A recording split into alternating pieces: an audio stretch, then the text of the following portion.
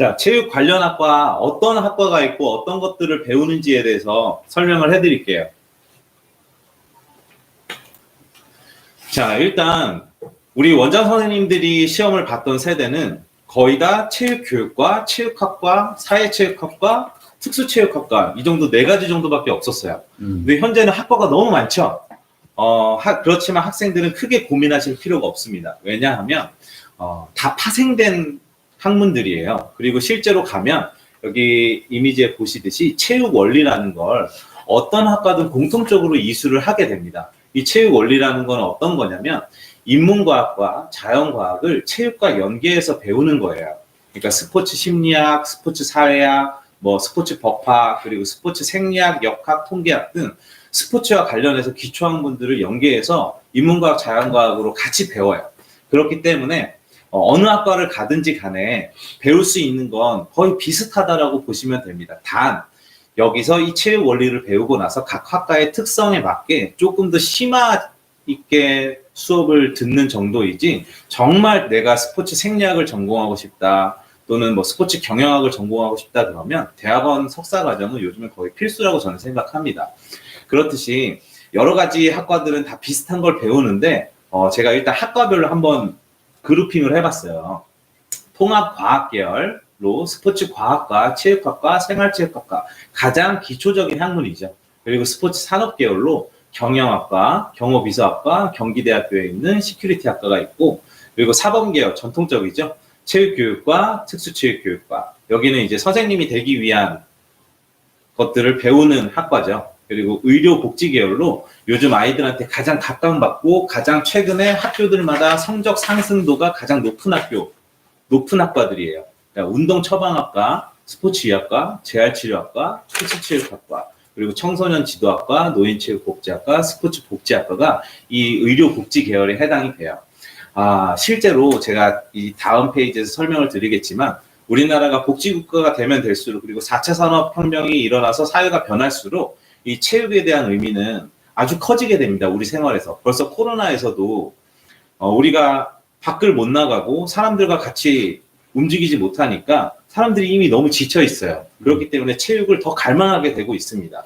따라서 여러분들은 진짜 좋은 선택을 한 거고, 일단 학과 구분은 크게 의미 없고, 여러분들이 학과 선택할 때 제일 중요한 건 과연 나의 수능과 내신과 실기를 얼마나 더 유리하게 반영하는가, 어떤 학교들이 내가 국어를 잘 봤는데 국어 가산점이 어디가 제일 높은지, 그리고 그 학교가 나의 실기 종목이랑 잘 맞는지, 이런 것들을 파악해서 일단은 합격하는 게 최우선이기 때문에 자기에게 유리한 전형 방법을 활용하는 학교를 선택하는 것이 좋다고 생각이 됩니다.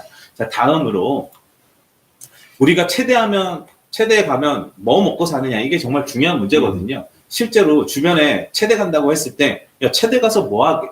이런 비꼬는 말투의 질문을 받아본 친구들 상당히 많을 거예요. 특히 선생님 세대에는 더욱 그랬었거든요. 자, 일단 가운데 보시면 4차 산업혁명이라고 여러분 많이 들어봤을 거예요.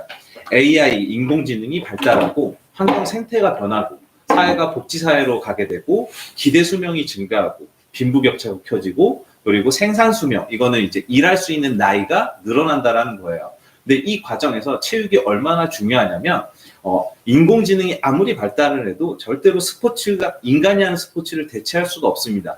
그 이유는 혹시 여러분들 이퀄리브리엄이라는 영화를 본 학생들이 있을지 모르겠어요. 그 영화를 보면은 키아누 리브스가 감정의 없는 상태, 이성만 있어요. 그러니까 사회의 모든 사람들이 감정이 있으면 안 되는 사회인 거예요.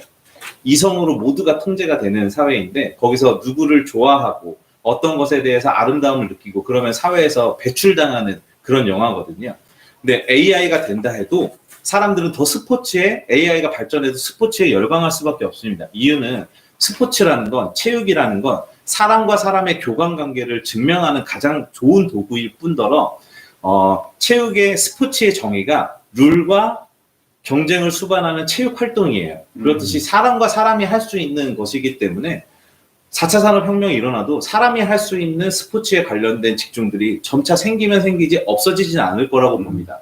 자, 보시면 미디어 문화 콘텐츠 부분. 지금 보면 체대 출신 스포츠 기자, 스포츠 아나운서 굉장히 많아요. 아무래도 전공을 하고 현장성이 있다 보니까 더 많이 선호하고 있습니다.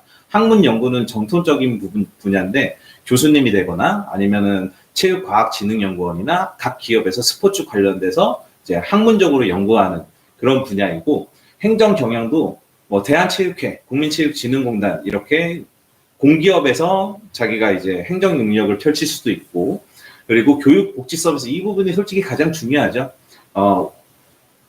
우리가 기대 수명이 늘어나서 오래 살게 돼요. 그런데 병원에 가서 병을 치료하면 끝이 아닌 거거든요. 왜냐하면 병을 치료한다고 해서 그 사람이 건강하게 삶을 산다고 볼 수는 없거든요. 더 건강하고 활동성 있게 살기 위해서는 기대 수명이 늘어날수록 체육에 대한 중요성이 더욱 높아지죠. 그래서 여러분들은 이미 최고의 선택을 한 거예요. 체대를 가겠다라는 건 정말 좋은 선택을 한 겁니다. 앞으로 후회가 전혀 없을 거예요. 저 개인적으로도 영어교육과를 다니다가 군대에 갔다 와서 체대를 다시 간 케이스인데 제 인생에서 가장 잘한 선택이 우리 와이프를 만난 거고 두 번째 잘한 게 제가 체대를 선택한 거예요. 그렇듯이 여러분은 최고의 선택을 한 거기 때문에 지금 있는 곳에서 선생님들께 열심히 보고 듣고 배우고 그런 것들을 대학에 가서 실현해내면 됩니다. 그리고 여러분들의 다음 선택은 직장 선택도 아니고 다른 고민도 아니에요. 그냥 그 다음은 아주 쉽게 배우자 선택으로 넘어가면 돼요. 그 정도로 체육과를 선택한 건 굉장히 좋은 선택이었습니다. 네, 좋은 말씀 감사합니다. 네, 결국 이제 시작과 끝은 배우자 선택을 잘해야 된다. 그렇죠. 네, 결혼을 잘해야 된다. 맞습니다. 네, 아이들한테는 사실은 조금 이질감이 있을 수 있지만 재밌는 내용이었습니다.